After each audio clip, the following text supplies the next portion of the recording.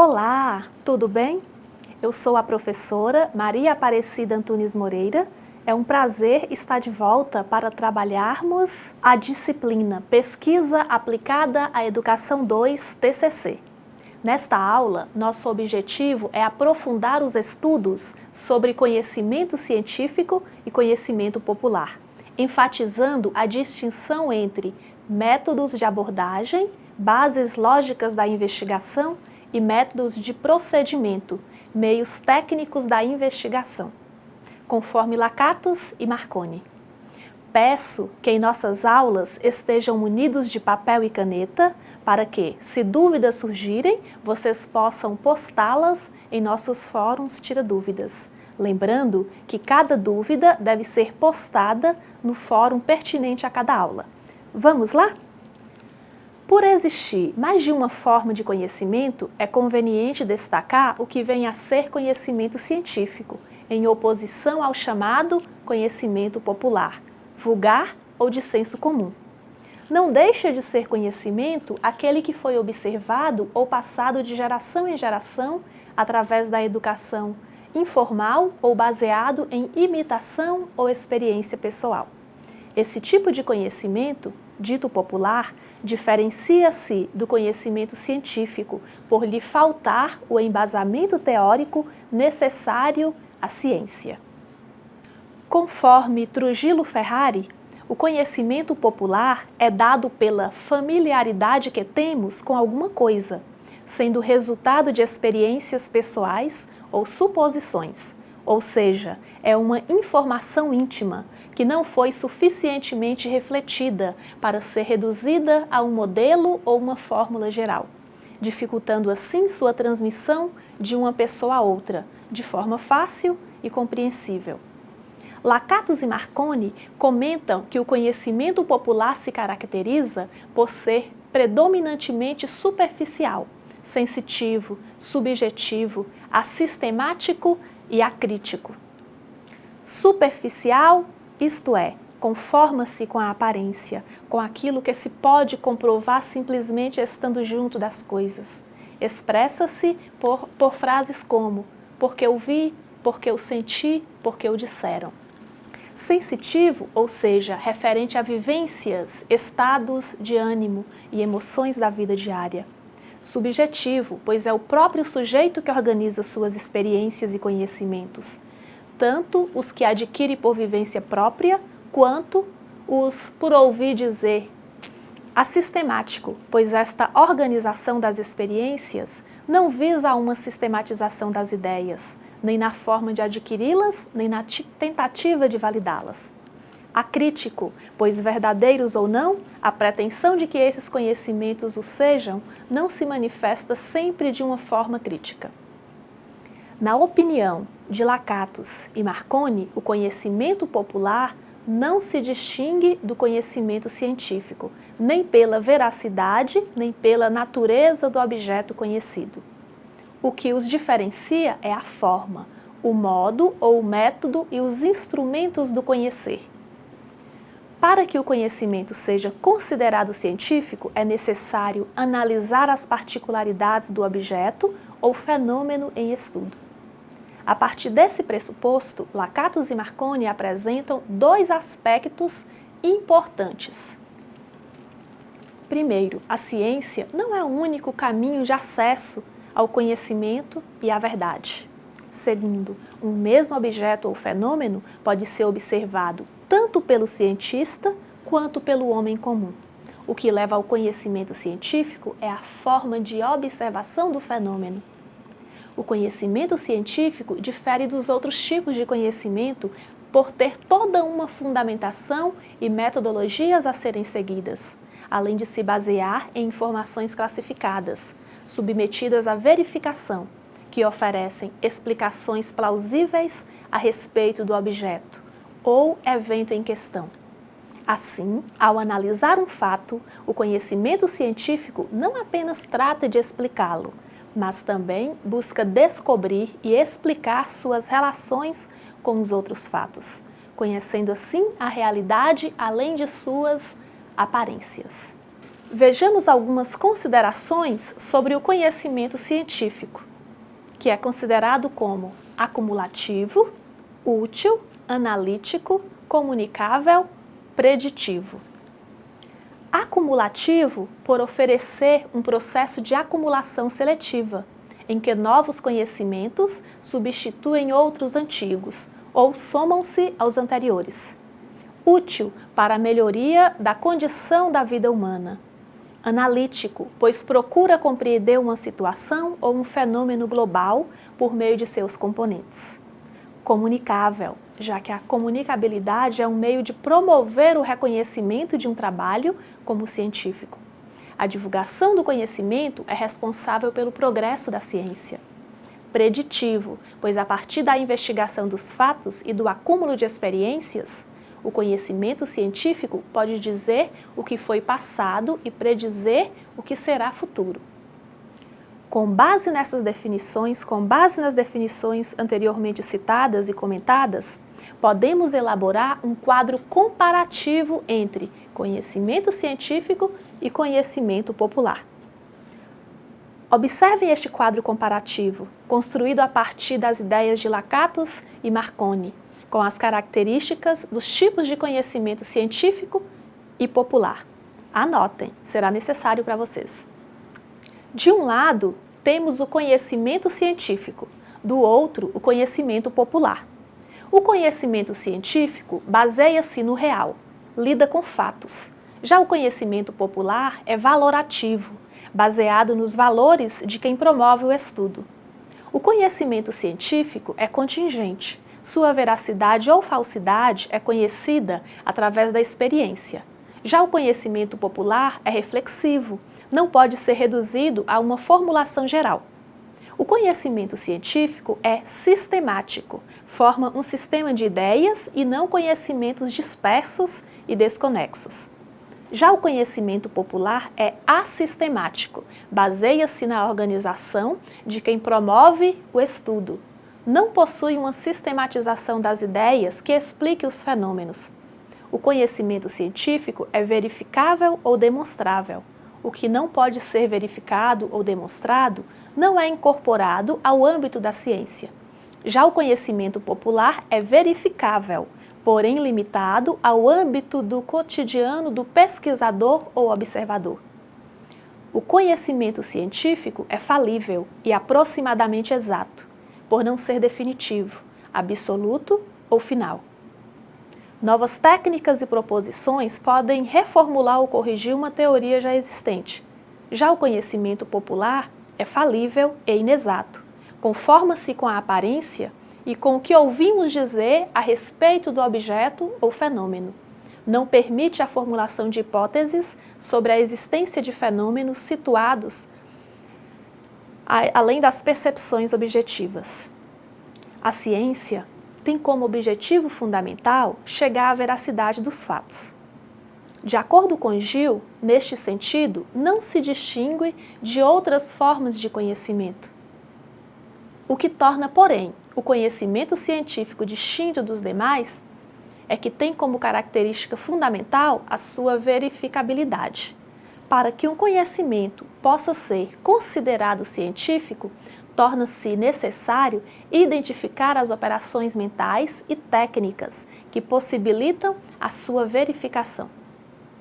Em outras palavras, determinar o método que possibilitou chegar a esse conhecimento.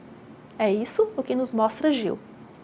Podemos definir método como caminho para chegarmos a determinado fim, e método científico como o conjunto de procedimentos intelectuais e técnicos adotados para atingirmos o conhecimento.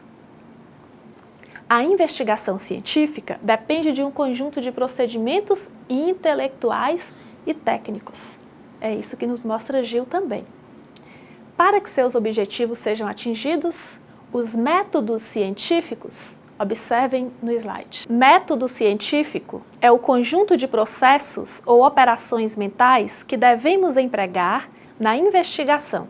É a linha de raciocínio adotada no processo de pesquisa. Os métodos que fornecem as bases lógicas à investigação são Vejamos: dedutivo, indutivo, hipotético-dedutivo, dialético e fenomenológico. Vários pensadores do passado manifestaram o desejo de definir um método universal, que fosse aplicado a todos os ramos do conhecimento. Hoje, porém, os cientistas e filósofos da ciência preferem falar numa diversidade de métodos, que são determinados pelo tipo de objeto a investigar e pela classe de proposições a descobrir. Assim, podemos afirmar que a matemática não tem o mesmo método da física e que esta não tem o mesmo método da pedagogia.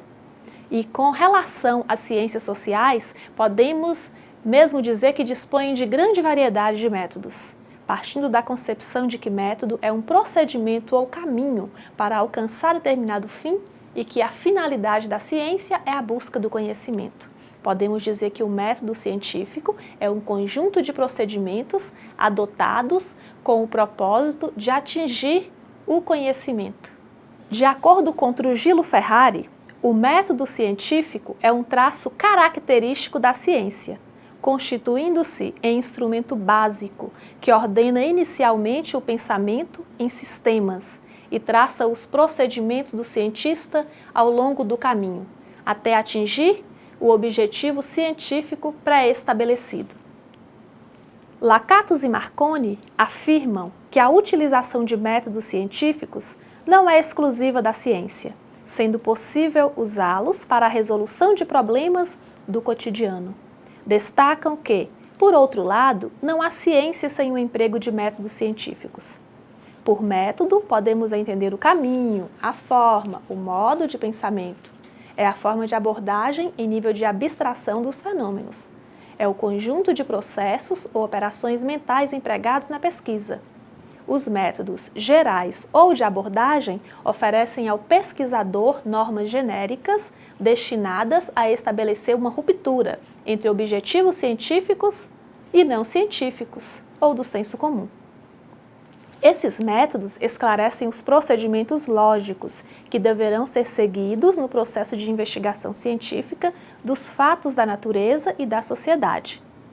São métodos desenvolvidos a partir de elevado grau de abstração, que possibilitam ao pesquisador decidir acerca do alcance de sua investigação, das regras de explicação dos fatos e da validade de suas generalizações. Vejamos, no próximo slide, os métodos de abordagem, bases lógicas da investigação.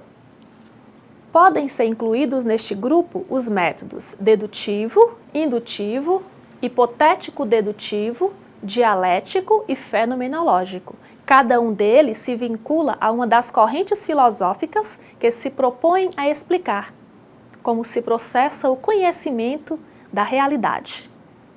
O método dedutivo relaciona-se ao racionalismo, o indutivo ao empirismo, o hipotético-dedutivo ao neopositivismo, o dialético ao materialismo dialético e o fenomenológico à fenomenologia. A utilização de um ou outro método depende de muitos fatores, da natureza do objeto que pretendemos pesquisar, dos recursos materiais disponíveis, do nível de abrangência do estudo e, sobretudo, da inspiração filosófica do pesquisador. O método dedutivo, de acordo com o entendimento clássico, é o método que parte do geral e, a seguir, desce ao particular. A partir de princípios, leis ou teorias consideradas verdadeiras e indiscutíveis, prediz a ocorrência de casos particulares, com base na lógica. Parte de princípios reconhecidos como verdadeiros e indiscutíveis e possibilita chegar a conclusões de maneira puramente formal, isto é, em virtude unicamente de sua lógica. O raciocínio dedutivo tem o objetivo de explicar o conteúdo das premissas, por intermédio de uma cadeia de raciocínio em ordem descendente, de análise do geral para o particular, e chega a uma conclusão. O método dedutivo encontra ampla aplicação em ciências como a física e a matemática, cujos princípios podem ser enunciados como leis.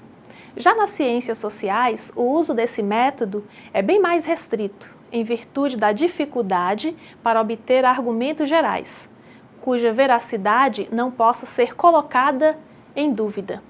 O método indutivo é um método responsável pela generalização, isto é, partimos de algo particular para uma questão mais ampla, mais geral. Para Lakatos e Marconi, indução é um processo mental, por intermédio do qual, partindo de dados particulares suficientemente constatados, infere-se uma verdade geral ou universal, não contida nas partes examinadas. Portanto, o objetivo dos argumentos indutivos é levar a conclusões cujo conteúdo é muito mais amplo do que o das premissas nas quais se basearam. Essa generalização não ocorre mediante escolhas a priori das respostas, visto que essas devem ser repetidas, geralmente com base na experimentação. Ação e de experimentação, visando a investigar a relação existente entre dois fenômenos para se generalizar. Temos então que o método indutivo procede inversamente ao dedutivo, parte do particular e coloca a generalização como um produto posterior do trabalho de coleta de dados particulares. No raciocínio indutivo, a generalização deriva de observações de casos da realidade concreta. As constatações particulares levam à elaboração de generalizações. Entre as críticas ao método indutivo, a mais contundente é aquela que questiona a passagem do que é constatado em alguns casos para todos os casos semelhantes. Nesse método, partimos da observação de fatos ou fenômenos cujas causas desejamos conhecer. Nesse sentido, conforme Gil, não há como deixar de reconhecer e destacar a importância do método indutivo na constituição das ciências sociais. Surgiu e serviu para que os estudiosos da sociedade abandonassem a postura especulativa e se inclinassem a adotar a observação como procedimento indispensável para atingir o conhecimento científico.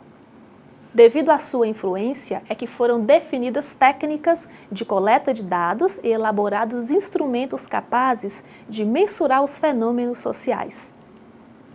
Tanto o método indutivo quanto o dedutivo concordam com o fato de que o fim da investigação é a formulação de leis para descrever, explicar e prever a realidade. As discordâncias estão na origem do processo e na forma de proceder.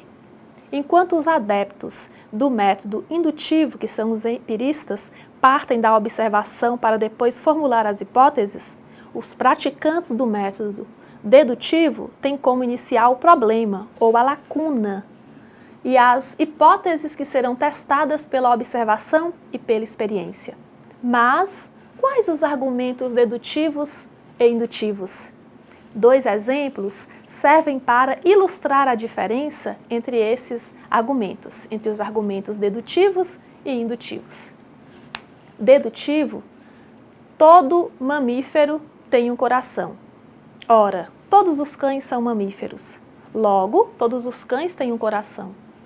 Indutivo: todos os cães que foram observados tinham coração. Logo, todos os cães têm um coração. Vejamos o slide a seguir, conforme as ideias de Lakatos e Marconi, que comentam a respeito dessas 2 características dos argumentos dedutivos e indutivos. Vamos lá? Característica 1. No argumento dedutivo, para que a conclusão "todos os cães têm um coração" fosse falsa, uma das ou as 2 premissas teriam de ser falsas. Ou nem todos os cães são mamíferos, ou nem todos os mamíferos têm um coração. Por outro lado, no argumento indutivo, é possível que a premissa seja verdadeira e a conclusão falsa. O fato de não ter, até o presente, encontrado um cão sem coração, não é garantia de que todos os cães tenham um coração. Característica 2. Quando a conclusão do argumento dedutivo afirma que todos os cães têm um coração, está dizendo alguma coisa que, na verdade, já tinha sido dita nas premissas. Portanto, como todo argumento dedutivo, reformula ou enuncia de modo explícito a informação já contida nas premissas. Dessa forma, se a conclusão a rigor não diz mais que as premissas, ela tem de ser verdadeira se as premissas o forem. Por sua vez, no argumento indutivo, a premissa refere-se apenas aos cães já observados, ao passo que a conclusão diz respeito a cães ainda não observados. Portanto, a conclusão enuncia algo não contido na premissa. É por esse motivo que a conclusão pode ser falsa, pois pode ser falso o conteúdo adicional que encerra, mesmo que a premissa seja verdadeira.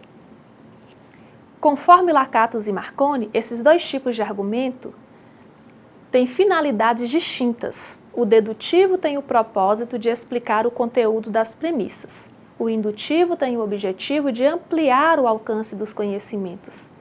Analisando isso sob outro enfoque, podemos dizer que os argumentos dedutivos ou estão corretos ou incorretos, ou as premissas sustentam de modo completo a conclusão, ou, quando a forma é logicamente incorreta, não a sustentam de forma alguma. Portanto, não há graduações intermediárias. Contrariamente, os argumentos indutivos admitem diferentes graus de força, dependendo da capacidade das premissas de sustentarem a conclusão.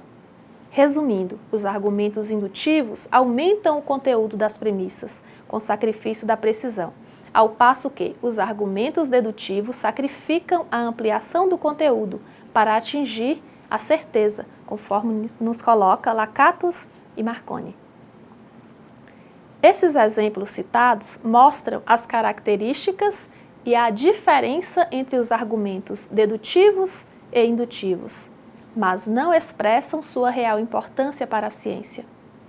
Dois exemplos ilustram sua aplicação significativa para o conhecimento científico. O método hipotético-dedutivo foi definido por Karl Popper a partir de críticas à indução, expressas em A Lógica da Investigação Científica, obra publicada pela primeira vez em 1935. A indução, conforme Popper, não se justifica, pois o salto indutivo de alguns para todos exigiria que a observação de fatos isolados atingisse o infinito, o que nunca poderia ocorrer, por maior que fosse a quantidade de fatos observados. Como já dito, o método hipotético-dedutivo foi proposto por Karl Popper e consiste na adoção da seguinte linha de raciocínio. Quando os conhecimentos disponíveis sobre determinado assunto são insuficientes para a explicação de um fenômeno, surge o problema. Para tentar explicar as dificuldades expressas no problema, são formuladas conjecturas ou hipóteses. Das hipóteses formuladas, deduzem-se consequências que deverão ser testadas ou falseadas. Falsear significa tornar falsas as consequências deduzidas das hipóteses. Enquanto no método dedutivo se procura a todo custo confirmar a hipótese, no método hipotético-dedutivo, ao contrário, procuram-se evidências empíricas para derrubá-la. O método hipotético-dedutivo inicia-se com um problema ou uma lacuna no conhecimento científico, passando pela formulação de hipóteses e por um processo de inferência dedutiva, o qual testa a predição da ocorrência de fenômenos abrangidos pela referida hipótese.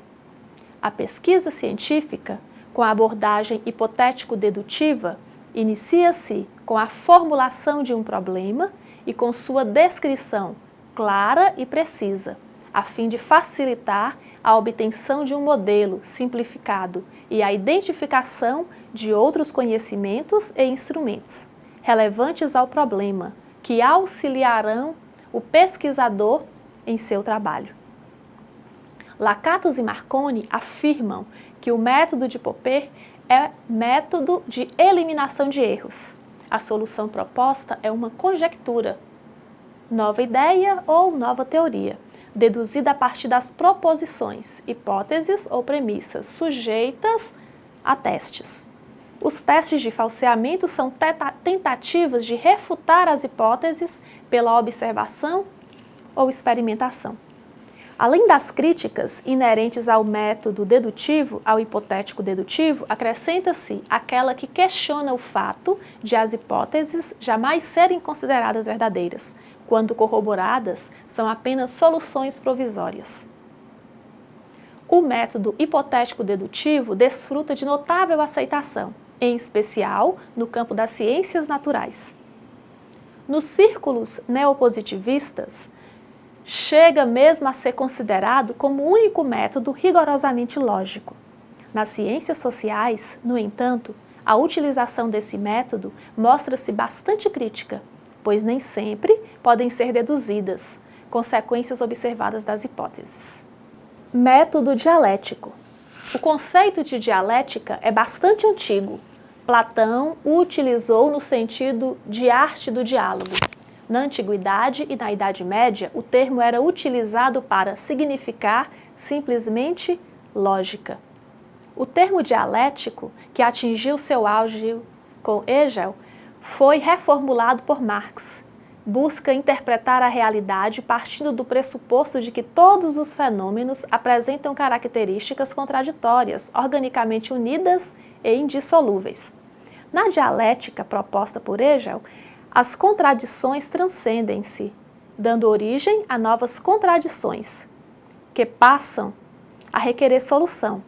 Empregado em pesquisa qualitativa, é um método de interpretação dinâmica e totalizante da realidade, pois considera que os fatos não podem ser relevados fora de um contexto social, político, econômico. Lakatos e Marconi apontam as leis da dialética. A ação recíproca informa que o mundo não pode ser entendido como um conjunto de coisas, mas como um conjunto de processos, em que as coisas estão em constante mudança, sempre em vias de transformar. O fim de um processo é sempre o começo de outro. As coisas e os acontecimentos existem como um todo, ligados entre si, dependentes uns dos outros.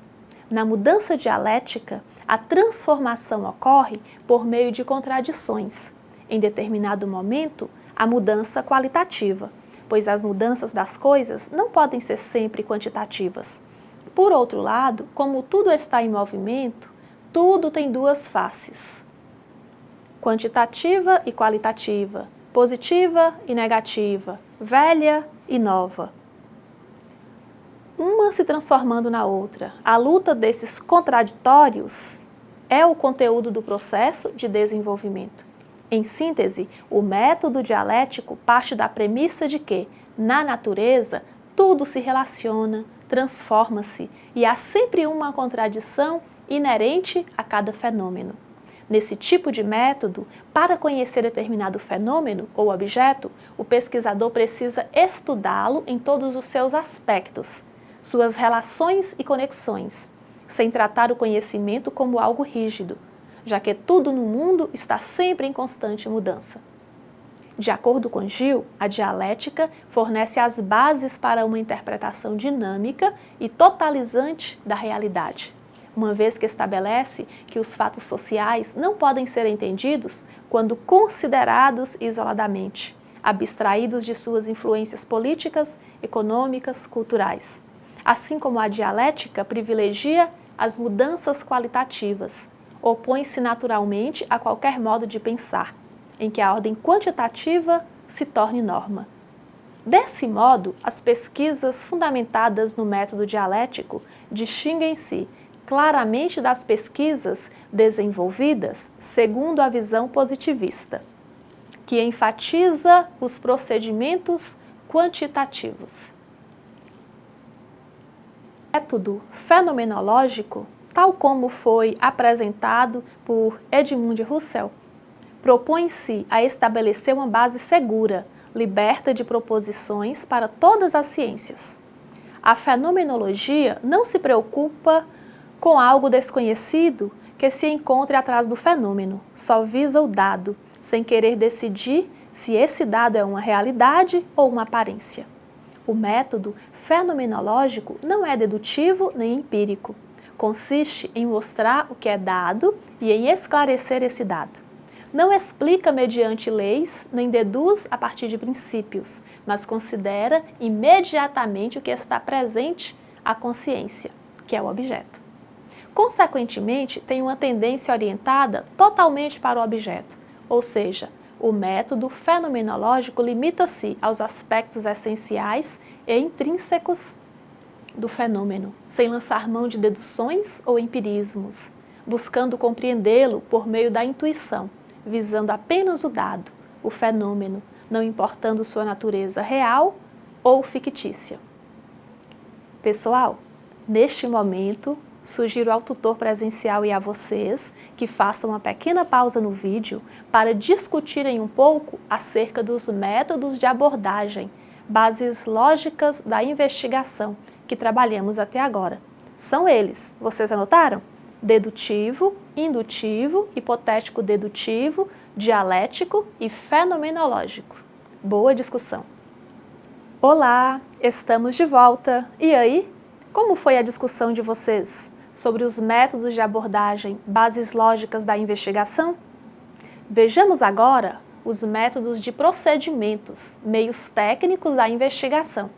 Diferentes dos métodos de abordagem, os métodos de procedimentos, considerados às vezes também em relação às técnicas, são menos abstratos, são etapas da investigação. Assim, os métodos de procedimento, também chamados de específicos ou discretos, estão relacionados com os procedimentos técnicos a serem seguidos pelo pesquisador dentro de determinada área de conhecimento. Os métodos escolhidos determinarão os procedimentos a serem utilizados, tanto na coleta de dados e informações, quanto na análise. Esses métodos têm por objetivo proporcionar ao investigador os meios técnicos para garantir a objetividade e a precisão no estudo dos fatos sociais, conforme nos propõe Gil. Mais especificamente, visam a fornecer a orientação necessária à realização da pesquisa social, em especial no que diz respeito à obtenção, ao processamento e à validação dos dados pertinentes à problemática objeto da investigação realizada. Podem ser identificados vários métodos dessa natureza nas ciências sociais. Nem sempre um método é adotado rigorosa ou exclusivamente numa investigação. Com frequência, 2 ou mais métodos são combinados. Isso porque nem sempre um único método é suficiente para orientar todos os procedimentos a serem desenvolvidos ao longo da investigação. Vamos acompanhar o slide? Os métodos específicos mais adotados nas ciências sociais são o histórico, o experimental, o observacional, o comparativo, o estatístico e o monográfico.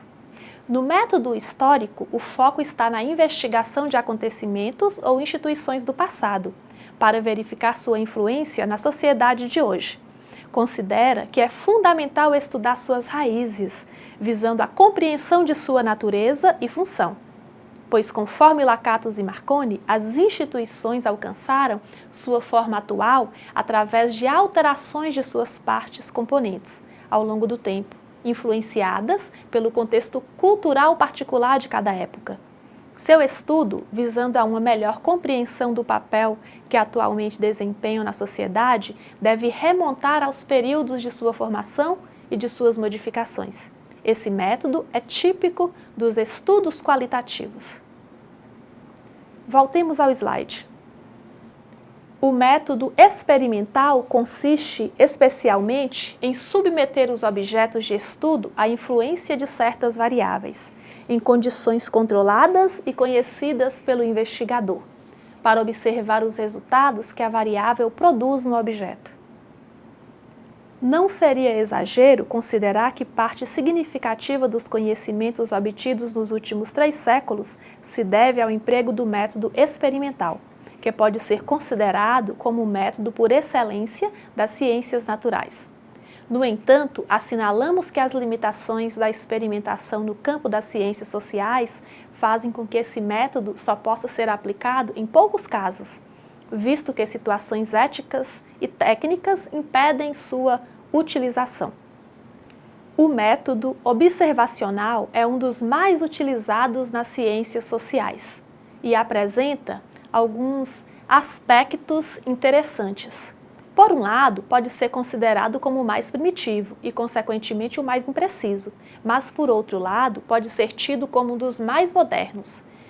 visto ser o que possibilita o mais elevado grau de precisão nas ciências sociais. Destacamos que o método observacional difere do experimental em apenas alguns aspectos na relação entre eles. Nos experimentos, o cientista toma providências para que alguma coisa ocorra, a fim de observar o que se segue, ao passo que, no estudo por observação, apenas observa algo que acontece ou já aconteceu. Podemos ressaltar ainda que existem investigações em ciências sociais que se utilizam exclusivamente do método observacional. Outras o utilizam em conjunto com outros métodos. E podemos afirmar que qualquer investigação em ciências sociais deve se valer, em mais de um momento, de procedimentos observacionais.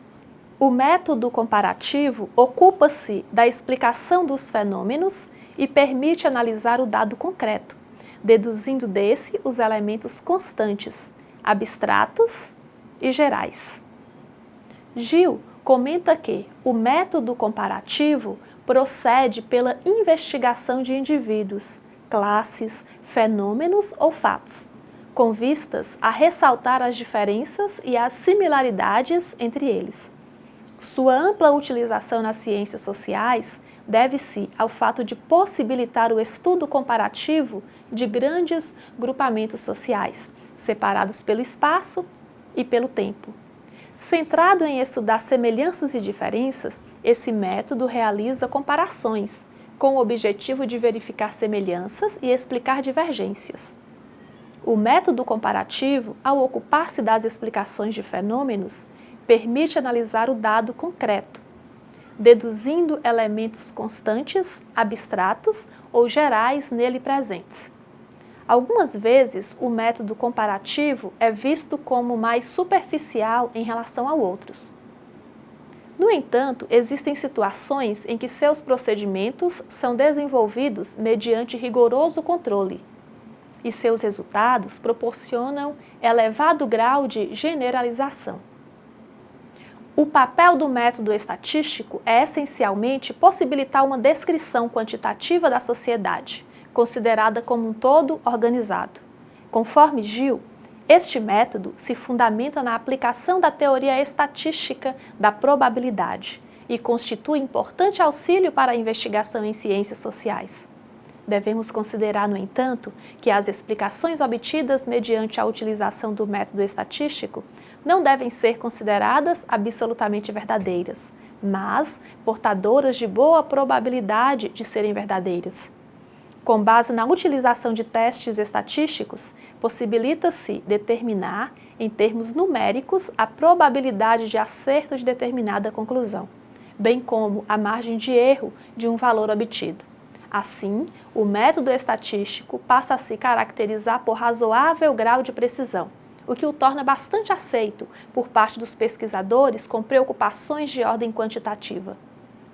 Nesse sentido, os procedimentos estatísticos fornecem considerável reforço às conclusões obtidas, sobretudo mediante a experimentação e a observação. O método monográfico tem como princípio de que o estudo de um caso em profundidade pode ser considerado representativo de muitos outros, ou mesmo de todos os casos semelhantes. Esses casos podem ser indivíduos, instituições, grupos, comunidades. Nessa situação, o processo de pesquisa visa examinar o tema selecionado de modo a observar todos os fatores que o influenciam, analisando-o em todos os seus aspectos. Estamos chegando ao final de mais uma aula. Foi um prazer estar com vocês. Sugiro que ao fim do vídeo vocês deem continuidade à discussão. Agora, a conversa será sobre os métodos de procedimentos, meios técnicos da investigação, que são o histórico, o experimental, o observacional, o comparativo, o estatístico e o monográfico. Quero finalizar com uma bela reflexão de Paulo Freire, que diz assim: não há saber mais ou saber menos, há saberes diferentes. Vimos que, na distinção entre métodos de abordagem, bases lógicas da investigação e métodos de procedimento, meios técnicos da investigação, Um não sobrepõe ao outro. Embora reconhecendo a importância de o pesquisador seguir um método como referência, entendemos que o ideal é empregar métodos e não um método, visando a ampliar as possibilidades de análise, considerando que não há apenas uma forma capaz de abarcar toda a complexidade das investigações. Da mesma maneira, repito, não há saber mais ou saber menos, há saberes diferentes. Ficarei aguardando ansiosa a próxima semana, quando focaremos no projeto de pesquisa e toda a sua estruturação. Realizem as atividades, participem do Fórum da Semana, leiam os autores discutidos na aula e até a próxima!